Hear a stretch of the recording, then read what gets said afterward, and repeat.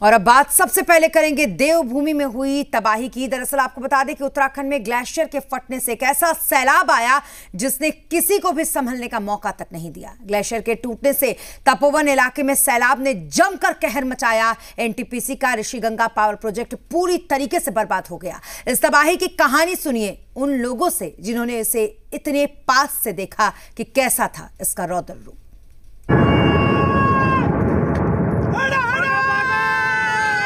Company की तरफ जा रहा है ये ट्रेन का है, कंपनी का यार।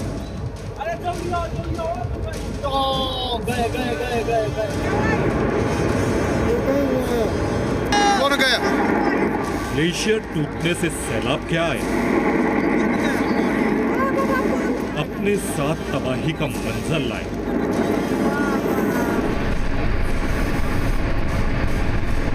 ग्लेशियर टूटकर ऋषिगंगा नदी में गिरा। हमारा ऋषिगंगा जो प्रोजेक्ट था वो समाप्त हो चुका है और इतनी भीषण जो आपदा आई हुई है, ये जो हिमपात और ग्लेशियर फटने का ये कारण हो सकता है और इसमें काफी लोगों की जानमाल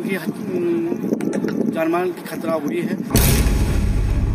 जहां तपोवन इलाके में 2-3 बांध अंडर कंस्ट्रक्शन थे,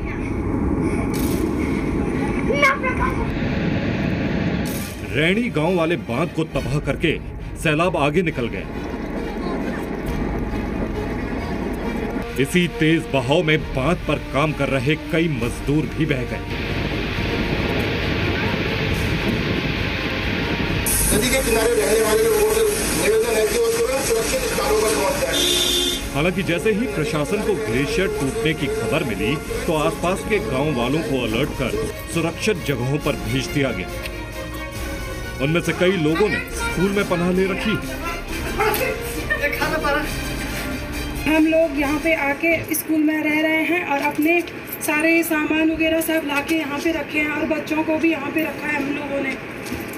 देखिए भाई तूफान आ रहा जबरदस्त। ग्लेशियर के अचानक टूटने से रैणी गांव के पास बांध पर काम कर रहे मजदूरों को संभलने का मौका भी नहीं मिला और सैलाब में कई मजदूर बह गए। जिन लोगों ने टनल में छिपकर अपनी जान बचाने की कोशिश की, उनमें से कुछ का तो रेस्क्यू कर लिया गया,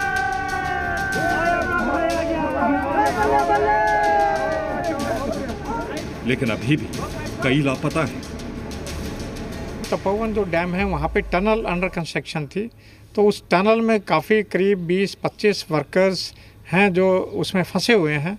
तो हमारी आईटीबीपी की टीम पूरी की पूरी रेस्क्यू ऑपरेशन साइट पे है और पूरे के पूरे एफर्ट्स जारी हैं। करीब 9-10 डेड बॉडीज़ रिवर से रिकवर कर ली गई हैं।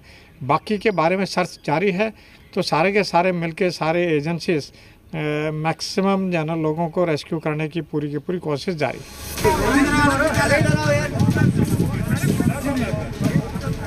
नीचे से पानी है, ऊपर से चट्टान है, आने जाने की दिक्कत है और हम लोगों के लिए कोई सुविधा भी नहीं है और परेशान है। बच्चों को लेकर हम इधर उधर भागे हैं। बहुत मुश्किलों से हम बच पाए हैं और छोटे छोटे भाई बहन है, मेरे पापा डैमेज है, एक पैर से मम्मी करती है, एकदम सब पूरा मोहल्ला ही खाली हुआ है यहाँ से।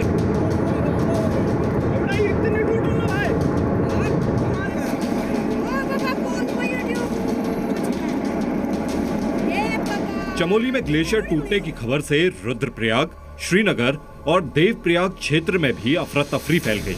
नदी के जल स्तर में भारी बढ़ोतरी की संभावना को देखते हुए श्रीनगर गढ़वाल में अलकनंदा नदी के आसपास के क्षेत्रों को खाली करवा दिया गया।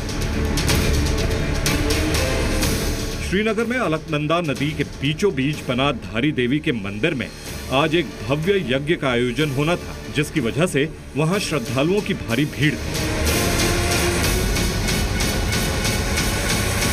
यहाँ पर धारी देवी की डोली आई थी, जिस कारण यहाँ पर भक्तों का हुजूम उमड़ा था और अचानक खबर आने के बाद यहाँ पर अफरा तफरी मची है कि किसी ढंग से मंदिर को खाली करवाया जाए। प्रशासन ने तुरंत अलर्ट जारी कर मंदिर को खाली करने को कहा। बाकी लोग अपने बचाव और हम सबको सूचित कर रहे हैं कि अपना बचाव स्वयं करें। राहत की बात इतनी रही कि सैलाब का बहाव नीचे की तरफ आते आते धीरे होता गया, वरना इस तबाही की कहानी इससे भी बड़ी होती।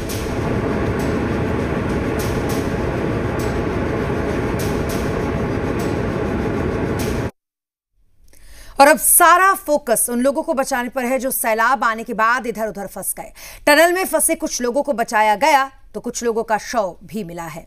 अब सारी एजेंसियां मिलकर बड़े पैमाने पर इस वक्त रेस्क्यू ऑपरेशन में लगी हुई हैं।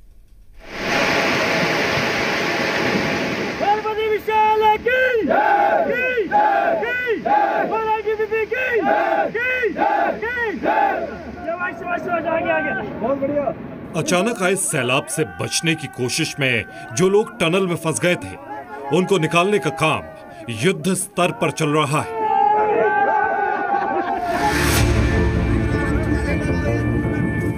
आईटीबीपी ने ऐसे ही फंसे 17 लोगों को तपोवन के पास एक टनल से निकालकर सुरक्षित जगह पहुंचा दिया।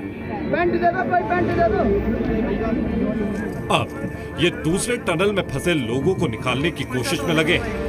रेस्क्यू ऑपरेशन के लिए एनडीआरएफ की 2 टीमें रास्ते में हैं। 3 और अतिरिक्त टीमों को भी हिंडन एयरपोर्ट से भेजा गया है, जो आज रात तक पहुंच जाएंगे। कम से कम 200 आईटीबीपी के जवान घटनास्थल पर रेस्क्यू ऑपरेशन में लगे हैं। सेना की इंजीनियरिंग टास्क फोर्स यानी ईटीएफ के एक कॉलम को भी इस काम में लगाया जा रहा है। नौसेना के गोताखोरों को भी वहां भेजा जा रहा है। वायुसेना भी अलर्ट पर है। इनके अलावा एसडीआरएफ भी रैणी गांव में रेस्क्यू ऑपरेशन में मदद कर रही है। घटना को कंफर्म किया गया डिस्ट्रिक्ट एडमिनिस्ट्रेशन से। एसएचओ वहाँ मौके पर मौजूद जैसे ही पहुंचे, उनके द्वारा उनसे पता लगाया गया तो उन्होंने बताया कि काफ़ी लोगों के बह जाने की और मिसिंग होने के चांसेस हैं। तो इमीडिएटली हमने देहरादून से एनडीआरएफ की एक टीम फुल्ली इक्विप्ड, जो हर तरह से रेस्क्यू करने के लिए इक्विप्ड है, उसको तुरंत रवाना कर दिया।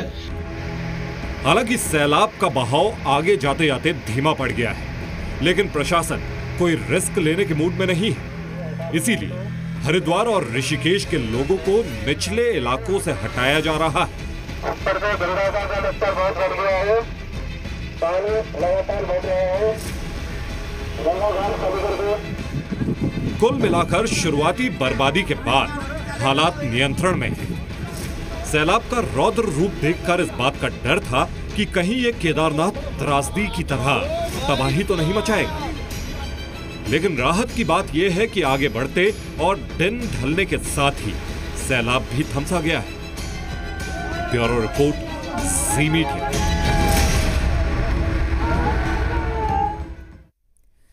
तो ये उत्तराखंड हादसे पर सीएम नीतीश कुमार ने भी अपनी प्रतिक्रिया दी है। सीएम ने कहा कि दुखद घटना है और जानकारी ले रहे हैं। अधिकारियों को उचित सहयोग करने के निर्देश दिए गए।